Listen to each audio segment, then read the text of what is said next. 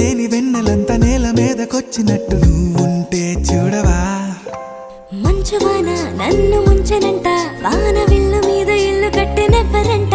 ఈ లోకమంతా నిన్ను చూసినంట, ఏ దిష్టి నిన్ను తాకకుండా ఇంటిలోన దాచుకుంటా. రంగు రంగు తారలన్నీ తొంగి తొంగి ఒక్కసారి చూస్తున్నా ఏంటిలా.